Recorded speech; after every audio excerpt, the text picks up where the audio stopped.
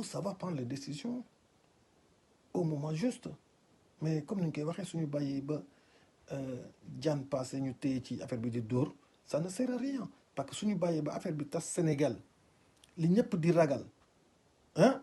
su tasee si dëkk ba mais su boobaa lan la ñuy def dootuñu ko mën a maîtriser sax dootuñu ko mën a maîtriser c'est loolu moo arrivé actuellement dëkku tubaab bi dans genre Italie Espagne France pas mal de pays loolu moo leen arrivé ba mënatuñu maîtriser affaire fu mu nekk nii la meilleure façon actuellement pour ñoom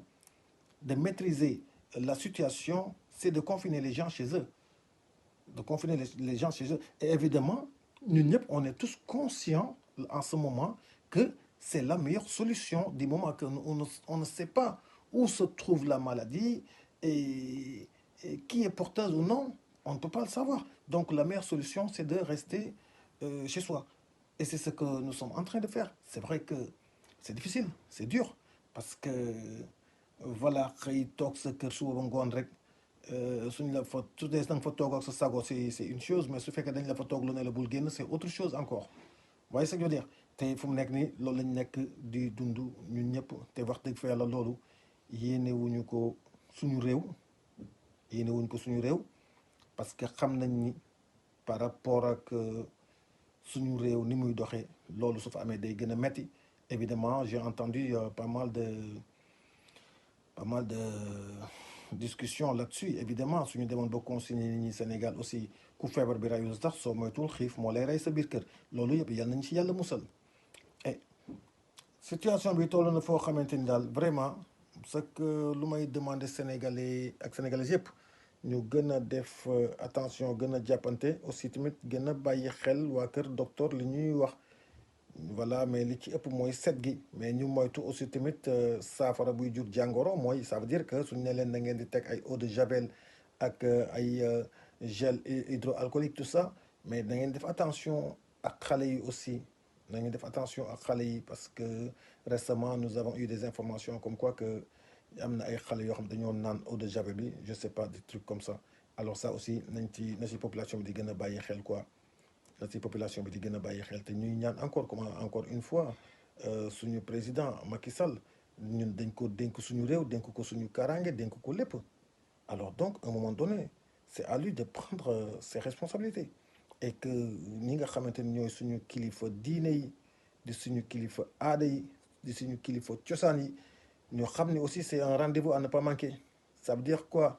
fu mu nekk waxuma la tarixa tel wala tarixa tel wala tarixa tel ñooy moytu wala tarixa tel ñoo soxla mais réew mi la àdduna bi la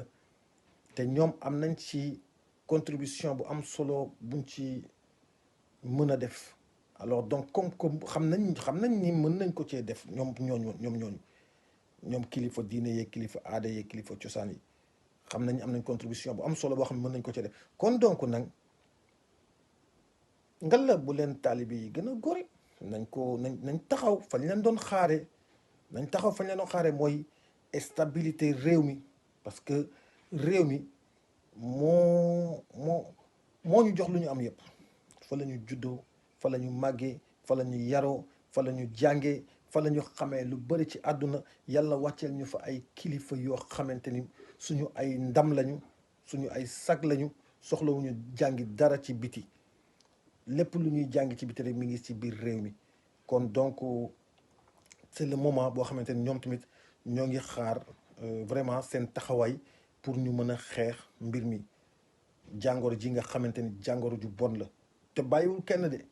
du sëriñ du président du ministre bàyyiwul kenn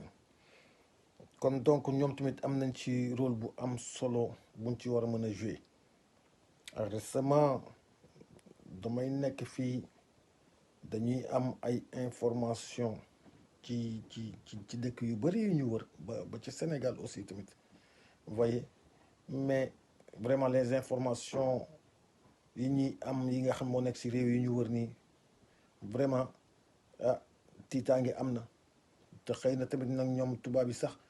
seen xereñ ak seen politique egg na ci sax duñu wax li am lépp mais ñoom jaaxle nañu fu mu nekk nii jaaxle nañu lool te fa ñu egg ba jaaxle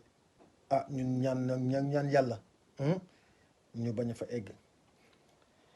li nga xamante ni nag moo téye suñu réew Sénégal ba ñu egg fii tey ba tey foo taxaw sax ne sénégalais nga ñu naw la loolu moom tey lañ ko war a gën a wane mooy que bennoo bi ñu xamoon ci sénégalais yi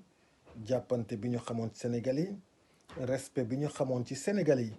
alors bien vrai que même su fekkee am nañu ay wuute ci diine parce que Sénégal du ay jullit kese dañ ko bokk réew mu ñu bokk la ñii taamu doon jullit ñii taamu doon ay chrétien ñii taamu doon leneen waaye nag ah dëkk bi dafa mës a rafet dañoo mës a ànd ci suñu diversité suñu wuute googu dañoo mës a ànd ci suñu wuute googu ba ci sax président Senghor gis ngeen ko du woon jullit waaye jiite réewum jullit at yemu fa nekk yëpp ba balaa mu fay jóge alors donc kon loolu noonu lu ñu war a sàmm la lu ñu war di bàyyi xel la te nit tamit kenn du la may lépp nga jël lépp nit kenn du la may lépp nga jël lépp mooy que ni doo nekk ci réew ne man lu ma neex lay doxe wala nu ma neex lay waxe te réew ma nga bokk kook ñeneen loolu dafay yee fitna te ñun Sénégal tolluwuñu foofu bëgguñu fitna xamuñu fitna te fitna ku koy yee aussi tamit doo ci mucc mooy li ma doon wax sànq fitna ku koy yee doo ci mucc te donc ku bëgg